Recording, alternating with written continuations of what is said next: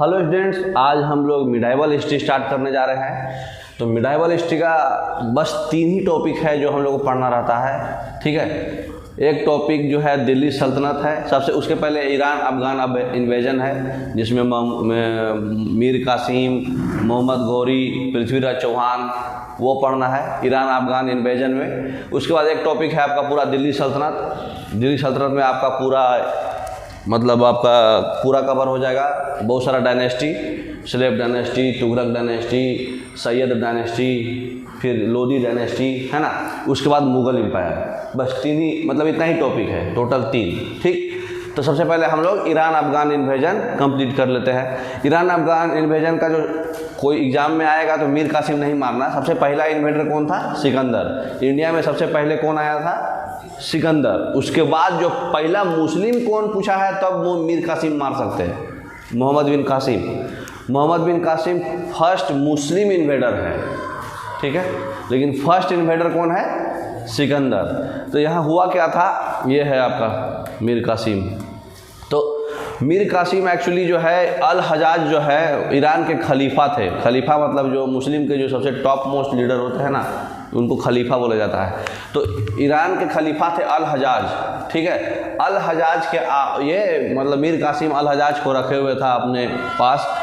उनको यूज करता था लूटने पाटने के लिए, ठीक है। तो यहाँ पर ईरान जो है सी रूट से इसको हरा दिया था श्रीलंका को। तो श्रीलंका के साथ ईरान का ट्रीटी हुआ। श्रीलंका के साथ ईरान का ट्रीटी हुआ कि भाई तुम हमको मोती पहुंचाते रहोगे रेगुलर, ठीक। और उसके बाद यही चीज़ जो है इस सिंधु घाटी, यहाँ सिंधु रिवर था ना, यहाँ इंडस रिवर, और यहीं पर एक सिंध जगह था। सिंध के राजा थे दसरीन का फोटो है वो। तो दसरीन के पास जो है ईरान खबर बोला कि एक काम करो, तुम जितना भी मोती, यहाँ भी पर्ल अभी पढ़े थे आप, हाँ। तो जो जितना भी और ऊपर से यहाँ श्रीलंका का मोती, बोले कि सब हमको मोती पहुँचा दो। और इनके पास जो है सोना बहुत था, तो बोले कि हमको सोना पहुँचा दो। तो बोले कि हम लोग सब मेहनत से कमाए हुए हैं, कोई लूट पाट करके थोड़ी लाए कि तुमको दे देंगे ऐसे ही। नहीं तो ये चेतावनी दिया था, अदरवाइज हम तुमको फाइट करेंगे, लड़ेंगे। तो ईरान जो है उस समय बहुत ही प्रॉस्परस कंट्री था उस टाइम, ठीक है। तो उस टाइम जो है फिर अटैक कर दिया सिंध पे। नहीं दिया ही, माना नहीं दसरीन। तो दसरीन माना नहीं तो अटैक कर दिया। तो एक बुक है जिसमें पूरा सिंध का अटैक के बारे में लिखा हुआ है, चचनामा बुक में पूरा लिखा हुआ है। लेकिन चचनामा बुक में टाइटल देना ही भूल गए ये। तो टाइटल देना में भूल गए, तो फिर जो है अली बाबर कूफी जो है उसको पूरा ट्रांसलेट किए, और ट्रांसलेट करके मीर कासिम को भेजे पूरा लूटने पाटने के लिए। तो मीर कासिम जो है पूरा सिंध गया लूट पाट के लिए। अब आगे क्या होता है देखिए नेक्स्ट। तो मीर कासिम के टाइम में 1998 से 1030 तक है मीर कासिम। इंडिया में इन्वेजन किए थे 1001 से 1027 तक, 17 टाइम्स इन्वेजन हुआ था। तो 1001 में पंजाब को अटैक किए, 1005 में भाटिया किए, 1006 में मुल्तान किए। मुल्तान पाकिस्तान में था, अभी पाकिस्तान में, उस टाइम इंडिया में था। 1018 में मथुरा टेम्पल भी चुराए थे, पूरा सोना चांदी। 1020 में क्या किए थे? 1020 में सोमनाथ टेम्पल चुराने गए थे। तो सोमनाथ टेम्पल चुराने गए थे, तो सोमनाथ टेम्पल में जो शिव भगवान थे ना, वो हवा में थे। तो भाई बोला कि अरे हवा में कैसे है, कैसे हम लेंगे इसको? तो फिर वापस आ गए, नहीं चुरा पाएंगे। तो उसके बाद क्या हुआ, 1025 में फिर वहाँ सोमनाथ टेम्पल के लोकल पुजारी लोग को सेटिंग करके पैसा वैसा दे दिए, और पैसा दे करके बोले कि भाई सोमनाथ टेम्पल हवा में कैसे है, लिंग जो है वो हवा में कैसे है? तो बोले कि भाई नीचे में मैग्नेटिक फील्ड बनाया हुआ है, मैग्नेट है नीचे में चारों कॉर्नर पे, वो मैग्नेट से वो मैग्नेटिक फील्ड बन गया है, और मैग्नेटिक फील्ड से वो हवा में है। तो फिर वो दिमाग लगाए, मैग्नेटिक फील्ड वाला पूरा मैग्नेट चुरा लिए, फिर उसके बाद उसको तोड़ दिए। देखो यहाँ शिव भगवान का ये तोड़ा हुआ है, तो ये तोड़ दिए। तोड़ के फिर सोमनाथ टेम्पल भी डिस्टर्ब कर दिए, लूटपाट कर लिए। फिर 1027 में जो है सोमनाथ टेम्पल जब तोड़े, तो 1025 में, तो वहाँ पे जाट लोग आए। जाट लोग थे, पंजाबी लोग, भरदम कूटे इसको। जाट लोग तो जानवे करते हैं, पूरा खतरनाक रहते हैं। इसको भरदम मारे। तो भरदम मारे ना, तो फिर गोड़ हाथ पड़ा, माफ़ कर दीजिए, आगे से गलती नहीं करेंगे। तब फिर वो लोग छोड़ दिए, फिर चला गया। फिर वो 1027 में फिर जाट कम्युनिटी में उनको गुस्सा जाट कम्युनिटी से आया था, तो फिर 1027 में फिर जाट कम्युनिटी के साथ लड़ाई करने आए। तो 1027 में जब जाट कम्युनिटी से लड़ाई करने आए तो इस बार क्या किए, बोले तुम साला एक बार में सुधरे नहीं, रुको बताते हैं। इसका पैर हाथ सब तोड़ ताड़ दिए और व्हील चेयर पर बैठा के भेज दिए। वो आया था मतलब सी रूट से, फिर लेकिन उसको ईरान से होते हुए सी रूट से आया था, लेकिन उसको बिठा के इधर से भेजे, कश्मीर होते हुए भेजे। उसके बाद जो है इतना उसको कुटाई हो गया था कि 1030 में वो मर गया। गजनी एक्चुअली जो है मतलब यहाँ अफ़गानिस्तान में एक जगह है, वहीं पर ये रहते थे। वो ईरान को कैप्चर करना चाहते थे और ईरान को कैप्चर इसलिए नहीं कर पाए क्योंकि ईरान वाला जो है बोला कि क्या हमको कैप्चर करेगा, तुम इंडिया को कैप्चर करो। तो वही गजनी से वो जो है ईरान के बदले जो है इंडिया में घुसे, क्योंकि ईरान जो है उनको मिला दिया था। वहाँ राजा था ईरान का खलीफा, उनको अपने फेवर में कर लिया था। तो वही दोनों मिल के, ईरान और गजनी वाला रूलर मिल के चाहता था इंडिया को कैप्चर करना। तो इसी में इतना सारा अटैक हुआ। फिर लास्ट में जाट कम्युनिटी वाले धड़दम धूक दिए थे, चले गए। ठीक है, नेक्स्ट।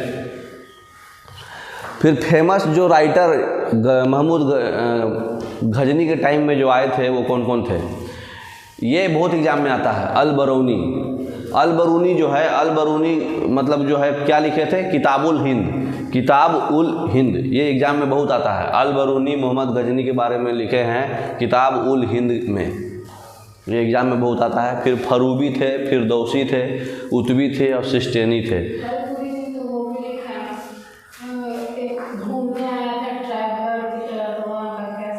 ह्यूमसांग, हाँ।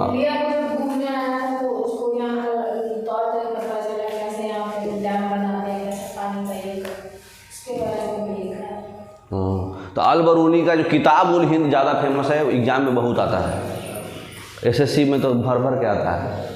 ठीक है, नेक्स्ट। मोहम्मद घौरी जो है घोर में रहते थे, वो ईरान के साथ साझा कर लिए थे और घोर में रहते थे। और ये मतलब एक्चुअली घोर के थे नहीं, तो घोर में इनको मतलब ईरान का राजा जो है इनको पाल पोस के बड़ा किया था। वहाँ पे वो काकी नाम का लीडर था, राजा काकी। घोर में काकी नाम का राजा था जो इनको पाल पोस के बड़ा कर रहा था। अलग ही टाइप दिखते थे ये, तो इनको पूरा सैन्य मतलब पूरा मिलिट्री वाला सिखाया, सब कुछ सिखाया इनको युद्ध करने का। और उसके बाद जब ये कुछ करते नहीं थे तो बोला करे भाई कुछ करो, काम करो, खाली ट्रेनिंग लेगा क्या। तो मिलिट्री ट्रेनिंग ये सब जो है काकी दिए इनको। काकी जो है फिर इसको भेजे इंडिया कि जाओ तुम लूटपाट करके आओ कुछ। तो घोरी जो है सबसे पहले क्या किए, बैटल ऑफ मुल्तान करे 1175 में। तो 1175 में मुल्तान जो है पाकिस्तान के पास है, ये घोर जो है अफ़गानिस्तान में है। तो ये मुल्तान जो है पाकिस्तान के पास है। 1175 में मूलराज थर्ड को हरा दिए। ठीक, मूलराज थर्ड को हराने के बाद जो है ये आ गए, थोड़ा इधर कर लीजिए, हाँ मूलराज सेकेंड को हराए। उसके बाद यहाँ पर जो है माउंट आबू में आ गए, बैटल ऑफ माउंट आबू में भीमदेव टू इनको हरा दिए। ठीक, माउंट आबू में भीमदेव जो है इंडिया के थे, वो माउंट आबू के बैटल में 1178 में वो हरा दिए इनको। ठीक, तो भीमदेव टू जीत गए, ये हार गए मतलब। फिर क्या हुआ, 1191 में बैटल ऑफ तराई हुआ जो एग्जाम में बहुत आता है। तो बैटल ऑफ तराई, पहला जो बैटल ऑफ तराई था 1191 में वो पृथ्वीराज चौहान जीते थे। ठीक है, लेकिन जो दूसरा बैटल ऑफ तराई था वो घोरी जीत गया था। क्यों ऐसे? क्योंकि यहाँ पर जो था एक राजा था जयचंद, हाँ मतलब जयचंद इधर मतलब जयचंद प्लानिंग करके और मोहम्मद घौरी और जयचंद दोनों मिल के प्लान किए। फर्स्ट टाइम आए तो पृथ्वीराज चौहान पहले से जानते थे इसका कि करने वाला है तिकड़माजी, तो उस टाइम तो जीत गए। सेकेंड टाइम में क्या हुआ था कि मोहम्मद घौरी और जयचंद दोनों मिल के प्लान करके इसको लड़े कि भाई हम इधर का संभालेंगे, तू उधर का संभाल। ठीक है, तो फिर वही बैटल ऑफ तराई सेकंड वाला जो है जयचंद के साथ मिल के ये जीत गए थे पृथ्वीराज चौहान के साथ। और 1194 में फिर बैटल ऑफ चंदावार होता है, फिर आपस में ही दोनों लड़ गए। जयचंद बोला कि भाई घोरी को तो हम ही प्लानिंग बताए थे तो जीत गया, अब हम एक काम करते हैं, हम इसको फाइट करके जीत जाते हैं। लेकिन घोरी को फाइट किया तो घोरी जीत गया। तो महमूद घोरी जो है जयचंद को हरा दिया। ठीक है, नेक्स्ट पृथ्वीराज चौहान। देखिए यहाँ दिखाया हुआ है ना, घोरी यहाँ दिल्ली और यहाँ कनौज और यहाँ अजमेर। तो कनौज और अजमेर में जो है जयचंद संभाल रहे थे और दिल्ली का संभाल रहे थे मोहम्मद घोरी। तो दिल्ली का संभाल के पृथ्वीराज चौहान से जीत गए थे वो, और कनौज और अजमेर जयचंद जीत गए थे। तो फिर सोचे कि भाई हम पूरे कैप्चर कर लेते हैं, पूरा दिल्ली कनौज अजमेर मेन एरिया था ना उस टाइम। तो दिल्ली कनौज अजमेर सोचे कि हम पूरा कैप्चर कर लेते हैं। तो घोरी से लड़े, लेकिन घोरी हरा दिया उनको। तो 91 और 92 हमेशा याद रखिएगा, 1191 और 1192 जो है दोनों इम्पॉर्टेंट है। पहले वाले में पृथ्वीराज चौहान जीते थे, दूसरे वाले में मोहम्मद घोरी जीते थे। तो पृथ्वीराज चौहान का रियल नाम क्या था? रियल नाम उनका था राय पिथोरा। ठीक है ना, राय पिथोरा नाम था। पृथ्वीराज थर्ड थे ये कौन से डायनेस्टी में थे? चहमान डायनेस्टी। ये साबदलभा रूल किए थे। इनके पिताजी का नाम था सोमेश्वर चौहान और माता का नाम था कर्पूरी। ठीक है, एक फेमस पेंटर था, इनका फोटो बनाया था, उसका नाम था अनिरुद्ध। ठीक, यहाँ दिखाए हुए हैं सब फोटो पेंटिंग का। जो पोएट फ्रेंड है, इनका एक फ्रेंड था जो पोएट था, उसका नाम था चंद्रवर दाई। ये पृथ्वीराज रासो लिखे हैं, कैसे कैसे पृथ्वीराज चौहान शासन किए पूरे उसमें लिखा हुआ है पृथ्वीराज रासो, वो चंद्रवर दाई लिखे हैं। ठीक, तो चंद्रवर दाई जो है इनके फ्रेंड थे पोएट, वही लिखे हैं। फिर बैटल ऑफ तराई हुआ दूगो, ऑलरेडी कल पढ़ लिए। फिर बैटल ऑफ चंदवार हुआ। ठीक, बैटल ऑफ चंदवार में मोहम्मद घोरी जयचंद को हरा दिए, क्योंकि जयचंद से ही प्लानिंग करके यही दोनों अजमेर कनौज जीते थे। दिल्ली जीतने का प्लान था, लेकिन वो जीत के पूरे दिल्ली कवर कर लिए थे मोहम्मद घोरी, है ना। तो यहाँ पर जो बहुत सारा ये लोग मतलब वो मिलिट्री आर्ट सीखे थे। तो यहाँ पर हुआ क्या था, जब पृथ्वीराज मोहम्मद घोरी जो आए थे ना, ये जो आपको बताए थे ना कि मोहम्मद घोरी यहाँ आए थे, पृथ्वीराज चौहान मतलब बोले थे ये सेकंड वाले जो मार हुआ था, पृथ्वीराज चौहान हार गए थे 1192 में। तो पृथ्वीराज चौहान को बोले कि तुम मेरा घुटना टेको, माथा टेको, मतलब नीचा हरकत। लेकिन ये बहुत अति आदमी थे, मतलब हाँ सर झुकाएंगे नहीं हम। तो उसके चक्कर में इनको आँख पे उस समय जो है तीर चला के आँख फोड़ दिया जाता था। तो इनका आँख फोड़ दिया था पृथ्वीराज चौहान का, मोहम्मद घोरी। हाँ, पहले वही चलता ही था।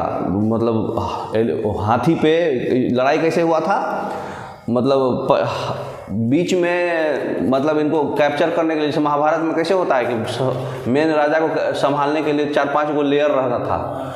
तो इनका जो सेनापति था ना, वो मोहम्मद घोरी से मिल गया था पैसा खा के। तो ये हाथी पे बैठ के आँख पे मारते थे सीधा निशाना ऊपर ऊपर, क्योंकि सब कुछ ढका रहता था, खाली आँखें खुला रहता था। तो जो कहाँ कहाँ लूप होल्स है, कहाँ से घुस सकते हैं, वो बता दिया था उनको। तो मोहम्मद घोरी जो है घुस गए और हरा दिए, लेकिन उसके बाद भी झुके नहीं, तो आँख फोड़ दिए। ठीक है, नेक्स्ट अब आइए दिल्ली सल्तनत। आपका फॉरेन इन्वेजन ऑलमोस्ट कंप्लीट है, समझ में आ गया। दिल्ली सल्तनत देखिए, घोरी तो हमारा, घोरी में एक उनका तुर्किश मतलब स्लेब था, उनका स्लेब मतलब गुलाम, कुतुबुद्दीन ऐबक नाम था उनका। दिल्ली को पूरा कैप्चर कर लिए थे मोहम्मद घोरी। अभी देखे दिल्ली, अजमेर, है ना, कनौज, तो ये सब कैप्चर कर लिए थे वो जयचंद को हरा के। तो घोरी जो है कुतुबुद्दीन ऐबक उनका जो है तुर्किश स्लेब था, वो दिल्ली जो है मतलब आया था घोरी जो है 2 संत के साथ। ठीक, तो कुतुबुद्दीन ऐबक जो है, घोरी फिर मर गए, धीरे धीरे समय से मर गए बीमार होके। तो कुतुबुद्दीन ऐबक जो है फिर दिल्ली आए 2 संत के साथ। एक संत थे कुतुबुद्दीन काकी, वही काकी आपको बताया ना, एक मोइनुद्दीन चिश्ती। तो वो दिल्ली में ही, ये काकी जो है दिल्ली में रहे और चिश्ती जो है अजमेर में रहे। फिर ये लोग मर गए। तो इनकी याद में कुतुबुद्दीन ऐबक जो है कुतुब मीनार बनवाए। ठीक है, इनके मेमोरी में, कुतुबुद्दीन काकी के मेमोरी में, लेकिन पूरा नहीं बना। ठीक है ना, फाउंडेशन पूरा बनवा दिए थे, कंप्लीट नहीं हुआ था कुतुब मीनार। तो कुतुब मीनार का फाउंडेशन कौन बनवाया? कुतुबुद्दीन ऐबक बनवाया, लेकिन किसके याद में बनवाया? कुतुबुद्दीन काकी के मरने के बाद, है ना। उनके मेमोरी के लिए। अच्छा, ये ठहरे थे कहाँ? अजमेर में। मोइनुद्दीन चिश्ती जो है अजमेर में ठहरे थे, तो उनकी याद में 2.5 दिन का झोपड़ा बनवाए थे कुतुबुद्दीन ऐबक। तो कुतुबुद्दीन ऐबक जो है 2.5 दिन का झोपड़ा अजमेर में क्यों बनवाए थे? क्योंकि वहाँ पे उनके जो 2 संत थे, एक संत थे कुतुबुद्दीन काकी और एक संत थे मोइनुद्दीन चिश्ती। तो मोइनुद्दीन चिश्ती जो है अजमेर में जाके ठहरे थे, इसलिए वहाँ मरे थे, तो वो उनके याद में 2.5 दिन का झोपड़ा बनवाए थे। संत है, संत को बहुत इज्जत देता था ना पहले सब, और इनके लिए कुतुब मीनार बनवाए थे। तो कुतुब मीनार भी फाउंडेशन कौन बनवाया है? कुतुबुद्दीन ऐबक, जो स्लेव डायनेस्टी के पहले रूलर हैं, आगे पढ़िएगा, ठीक है ना। ये घोरी के स्लेव थे, तुर्किश थे।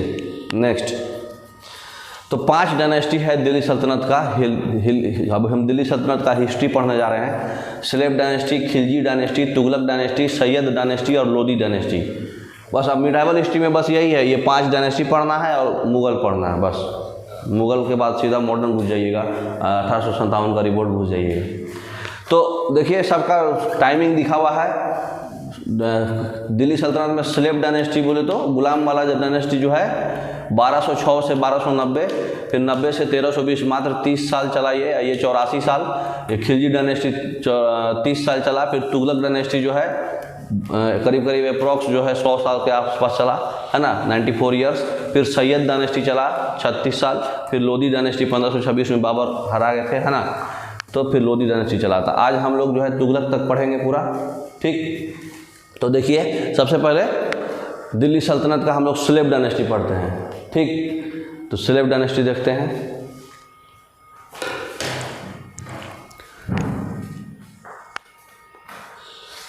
तो स्लेव डायनेस्टी में देखिए क्या है। नेक्स्ट,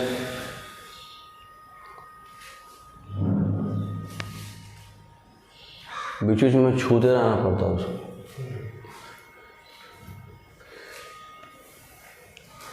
स्लेव डायनेस्टी जो है 1206 से 1290, ठीक। तो फाउंडर कौन है इसके? कुतुबुद्दीन ऐबक, जो मोहम्मद घोरी के स्लेव थे, इसीलिए स्लेव डायनेस्टी अपने ही नाम पर लगवा दिए।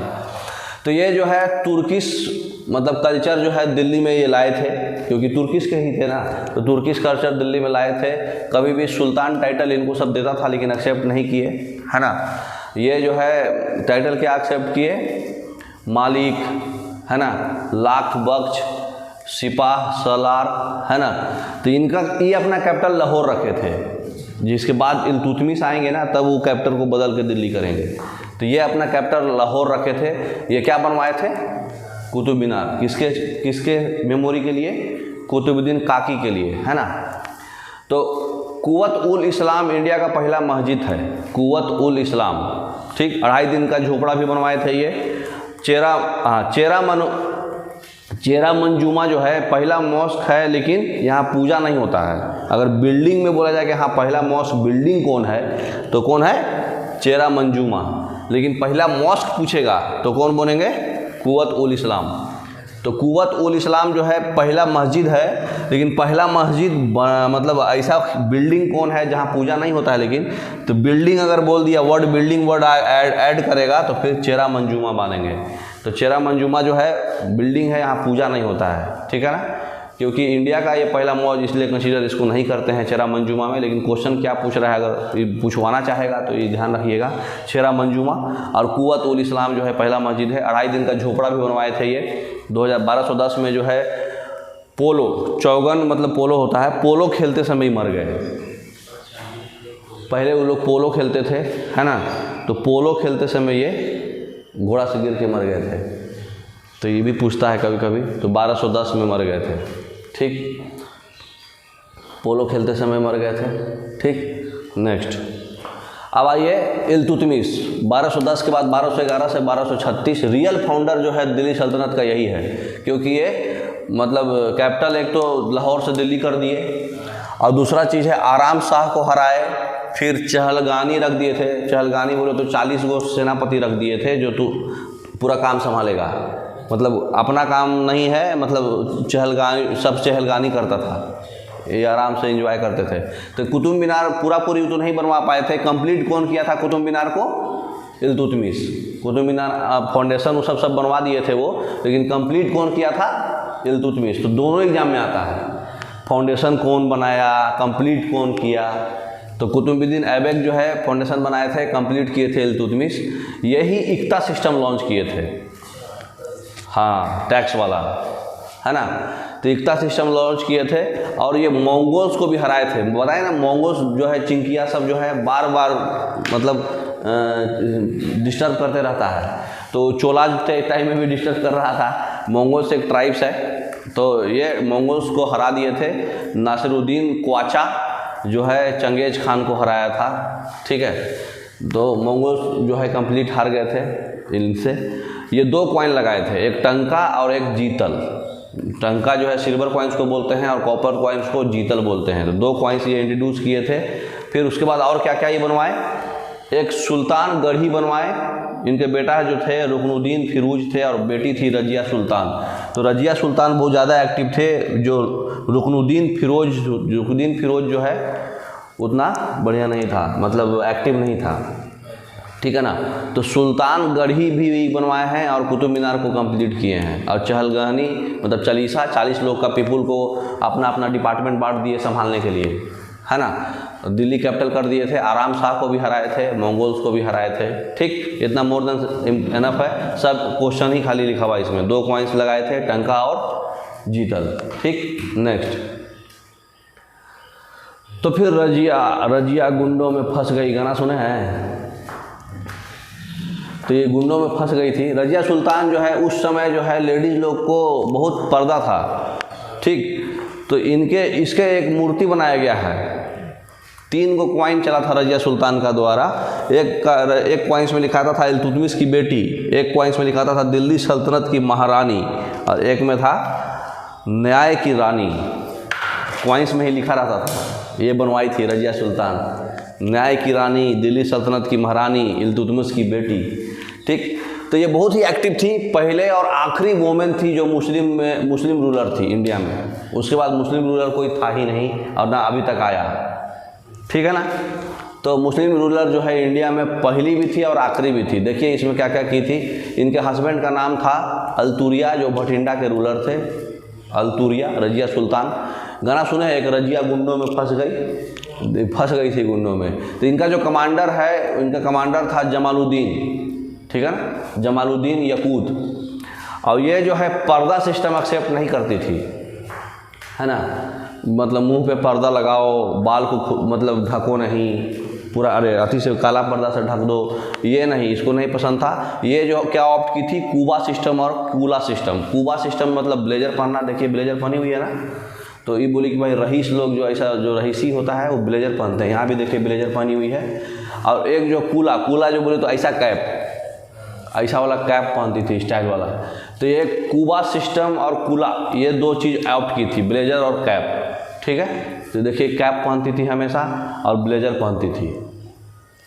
पर्दा वाला सिस्टम इसको पसंद नहीं था, पर्दा ना हटाओ, ये बोलती थी हटाओ।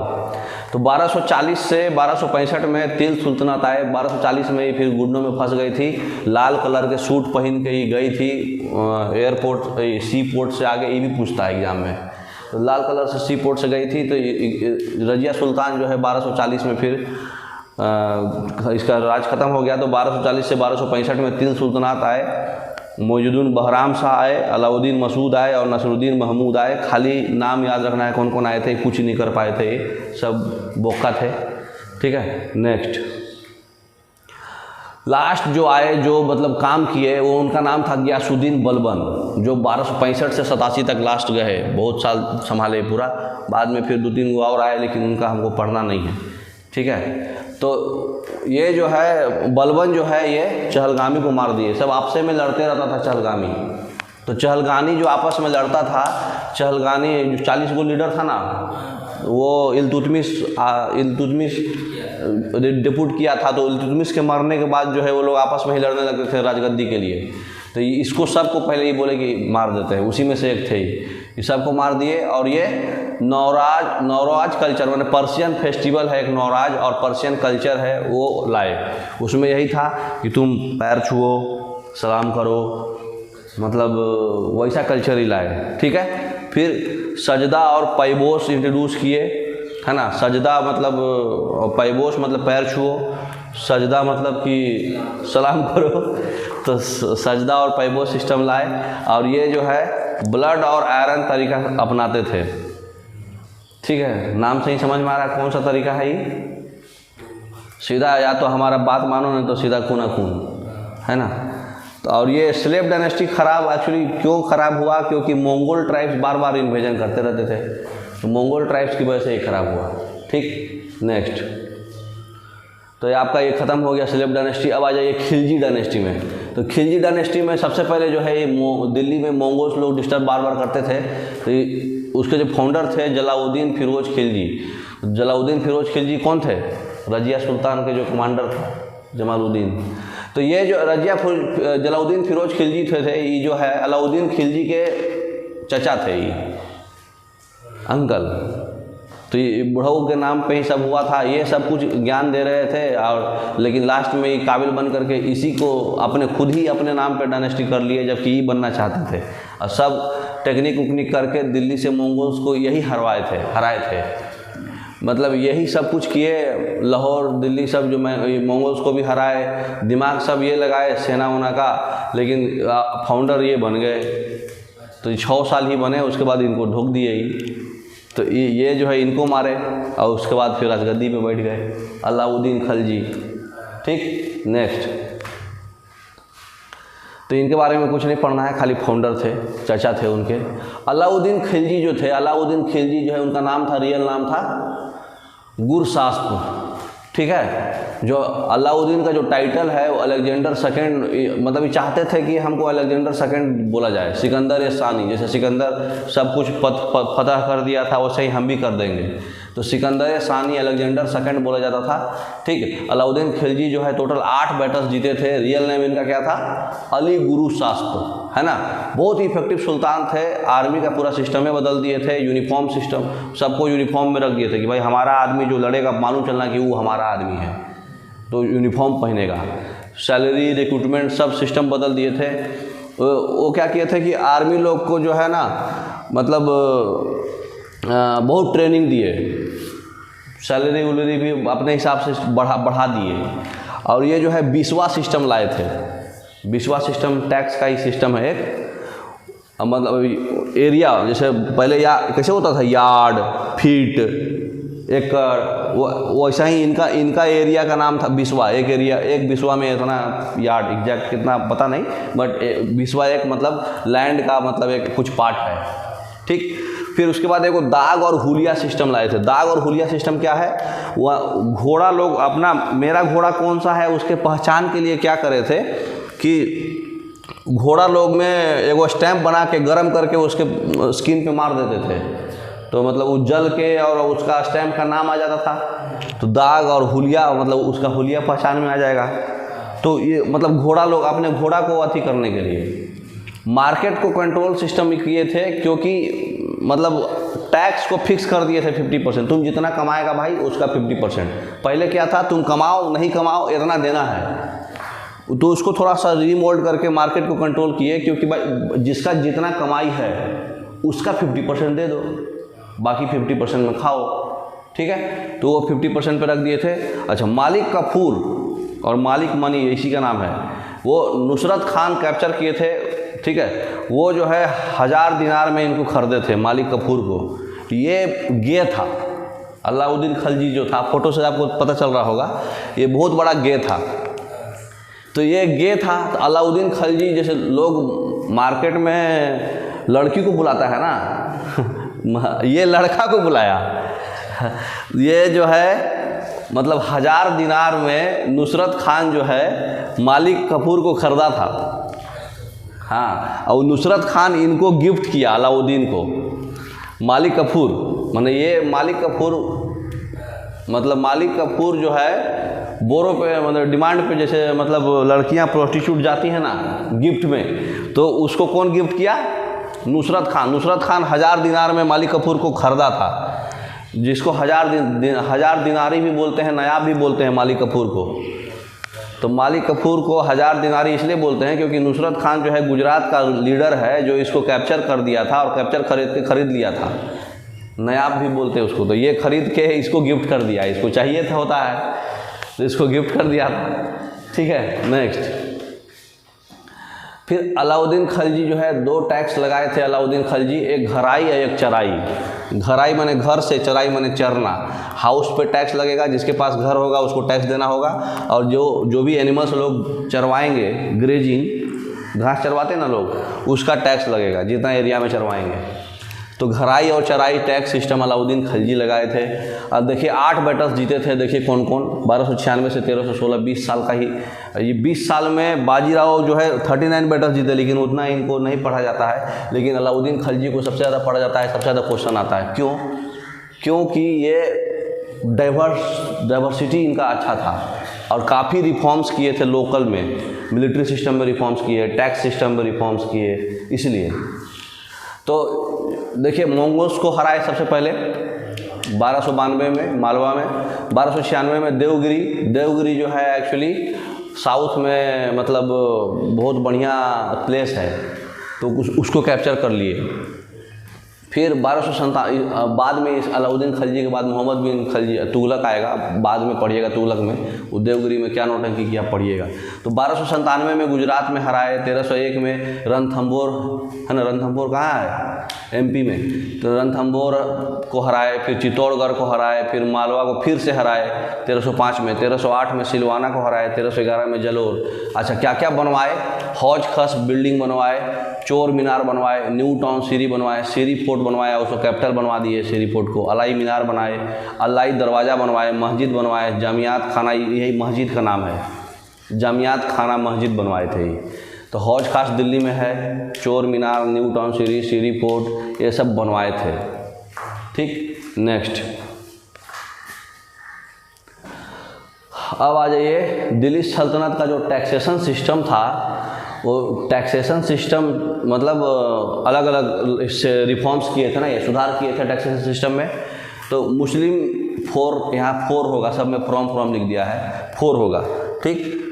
तो सॉरी, उसराफ जो है एग्रीकल्चरल लैंड है, तो एग्रीकल्चरल लैंड पे 5 से 10% उसराफ मुस्लिम के लिए टैक्स रहा था। खराज ये भी मुस्लिम के, नॉन मुस्लिम के लिए वही चीज़ है, एग्रीकल्चर लैंड। नॉन मुस्लिम के लिए 1/3 से 1/2 देना था टैक्स। खैम्स जो है, जो भी लूट मनी है वो सुल्तान का होगा, उसका 1/5 लूट के जो मनी लाएगा।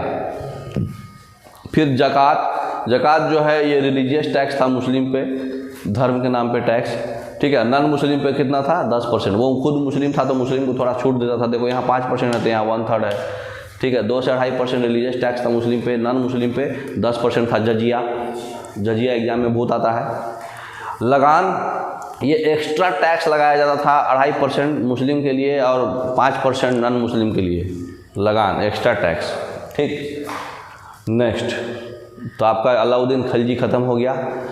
तो दिल्ली सल्तनत में सबका नाम, जैसे अलग अलग कमांडर को बोलते थे दीवाने वजीरात, एक्सटर्नल अफेयर्स को बोलते थे दीवाने रसालत, डिफेंस को बोलते थे दीवाने अर्ज, मीडिया या न्यूज़ जो था उसको चलते थे दीवाने इंसा अशरफ, एग्रीकल्चर जो था मोहम्मद बिन तुगलक स्टार्ट किया था, उसका नाम दिया था दीवाने अमीर कोही, और रेवेन्यू जो था वो दीवाने मुस्तखराज, और फिरोज शाह तुगलक के द्वारा दिया गया था दीवाने खैरात। पेंशन डिपार्टमेंट के लिए दीवाने इश्तियाक, जेल में जो भी लोग रहेंगे उसको दीवाने बंदगन, और जस्टिस डिपार्टमेंट जो संभालेगा उसको बोलते हैं दीवाने कजा मालिक, और जो खर्चा वाला डिपार्टमेंट है दीवाने वकूफ़। मतलब ये पूछेगा एग्जाम में कि दीवाने वकूफ़ किस चीज़ से रिलेटेड है, तो एक्सपेंस डिपार्टमेंट, आपको ऐसा बताना है, चाहे उल्टा भी पूछ सकता है, तो ये याद रहना चाहिए पूरा। नेक्स्ट, अब आ जाइए, आज हम लोग तुगलक डायनेस्टी तक ही पढ़ेंगे, है ना। तुगलक डायनेस्टी के बाद हम लोग सैयद, लोदी और मुग़ल कल पढ़ लेंगे, ठीक। तो तुगलक डायनेस्टी जो है 1320 से 1412 में था। लाहौर, दिल्ली, बंगाल ये पूरा कैप्चर कर चुका था अलाउद्दीन खिलजी। अलाउद्दीन खिलजी जो है लाहौर, दिल्ली, बंगाल पूरा कवर कर लिया था, मिलिट्री रिफॉर्म सुधार दिया था, टैक्स भी। तो इनके फाउंडर थे गियासुद्दीन तुगलक, ये भी एग्जाम में आता है, गियासुद्दीन तुगलक फाउंडर थे। और ये जो है गाजी मालिक के टाइटल एक्सेप्ट कर लिए थे पोस्टल सर्विस भी गियासुद्दीन तुगलक लाए थे, इरिगेशन सिस्टम भी गियासुद्दीन तुगलक लाए थे, कैनाल बनवा करके सबको बारी बारी से हर एक खेत में, एक एक खेत में, जैसे मान लीजिए यहाँ से पानी जा रहा है तो ये दोनों में तो मिल रहा है, इसको तो नहीं मिल रहा, तो एगो ऐसे पैरेलल कैनाल बना करके सबको दे देते थे। तो इरिगेशन सिस्टम का सिस्टम ये चालू किए थे। पोस्टल सर्विस भी गियासुद्दीन तुगलक ही चालू किए थे। तो दिल्ली सल्तनत को पूरा बंगाल तक कवर कर लिए ये, ठीक। फिर जौन खान जो है, मोहम्मद बिन तुगलक जो है, इनके पिताजी को मार दिए। मोहम्मद बिन तुगलक जो है गियासुद्दीन तुगलक के बेटा थे, तो गियासुद्दीन तुगलक को मोहम्मद बिन तुगलक मार दिए, जिनका घर का नाम था जौन खान। तो फिर वो राजगद्दी पे कौन बैठेगा? मोहम्मद बिन तुगलक, ठीक। मोहम्मद बिन तुगलक गियासुद्दीन तुगलक को मार दिए। देखिए मोहम्मद बिन तुगलक के बारे में पढ़ा जाए।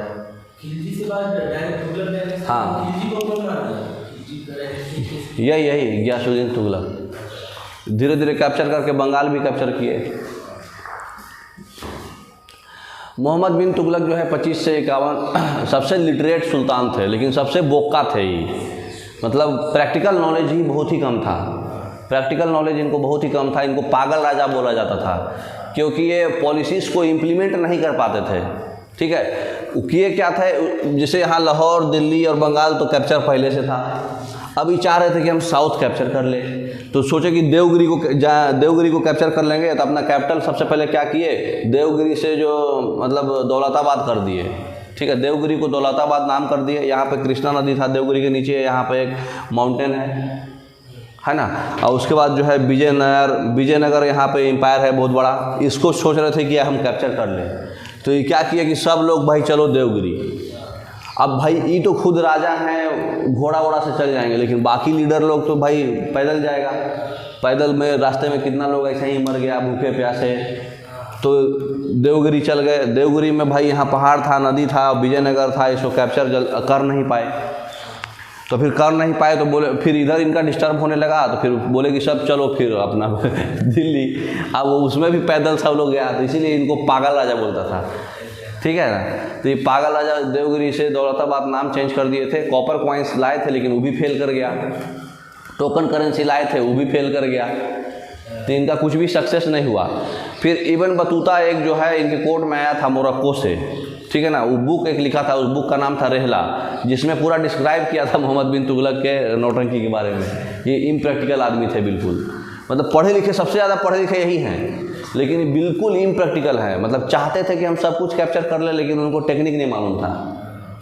हाँ, तो इम्प्रैक्टिकल आदमी थे, मतलब हर एक चीज़ कैप्चर करना चाहते थे, लेकिन टेक्निक मालूम नहीं था। तो इनको मतलब जितना जो भी चीज़ लाते थे वो फेल हो जाता था।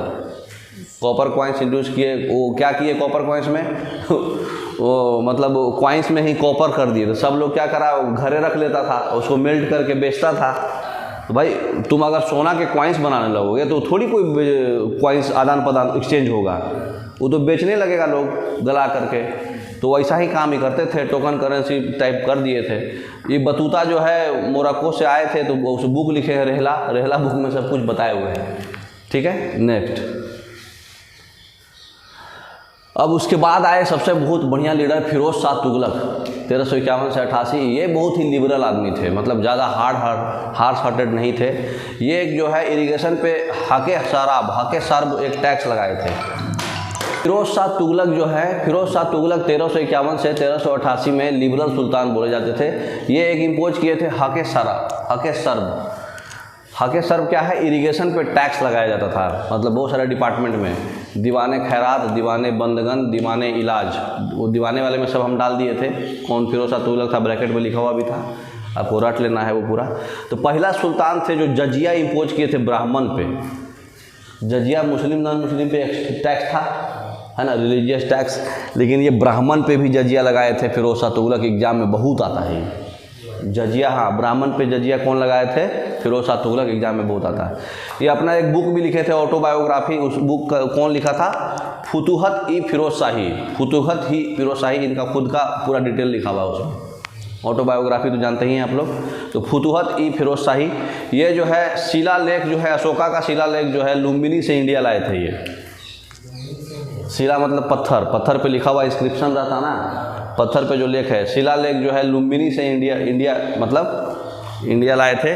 और फिर कुतुब मीनार को फिर से थोड़ा रेनोवेट किए थे। ये इल्तुतमिश तो बनाए थे, लेकिन इसको रेनोवेट किए थे ये। सुल्तानगढ़ी भी इल्तुतमिश ही बनाए थे, उसको भी रेनोवेट किए थे, सूरज कुंड को भी रेनोवेट किए थे, ठीक है ना। ये भी एग्जाम में बहुत आता है, शिलालेख भी आता है, ऑटोबायोग्राफी भी, फुतूल फिरोज शाही भी एग्जाम में आता है। बहुत सारा सिटी बनाए थे, फिरोजाबाद, फतेहाबाद, जौनपुर को सिराज हिसार, फिरोजपुर, सिराज हिंद, बहुत सारा सिटी ये बनाए थे, बहुत काम किए थे ये, और बहुत लिबरल थे, बहुत ज़्यादा हार्श भी नहीं थे, काम अच्छा किए थे, ठीक। नेक्स्ट तो हो गया ये कंप्लीट है। तो लास्ट रूलर थे, बहुत बीच में और छोटे छोटा रूलर आए, लेकिन नासिरुद्दीन मोहम्मद शाह तुगलक, नासिरुद्दीन मोहम्मद शाह जो है ये जो है लास्ट रूलर थे तुगलक डायनेस्टी के। ये तैमूर लैंग जो है दिल्ली सल्तनत को अटैक कर दिया, तैमूर लैंग, और फिर मतलब 1398 में दिल्ली सल्तनत को अटैक किया था तैमूर लैंग, उसको मोहम्मद शाह नासिरुद्दीन तुगलक मतलब इनको हरा दिए थे, और हरा करके फिर ये लास्ट रूलर थे। खाली इतना ही आपको ध्यान रखना है, उससे आगे नहीं आपको जानना है, ठीक है। तो तुगलक डायनेस्टी के लास्ट रूलर थे नासिरुद्दीन मोहम्मद, और ये तैमूर लैंग जो अटैक किया था उसको हराए थे, ठीक है ना। बस इतना ही। अब कल हम लोग पढ़ेंगे सैयद डायनेस्टी और लोदी डायनेस्टी, और उसके बाद पूरा मुग़ल, ठीक। ओके, थैंक यू, आज बार इतना ही।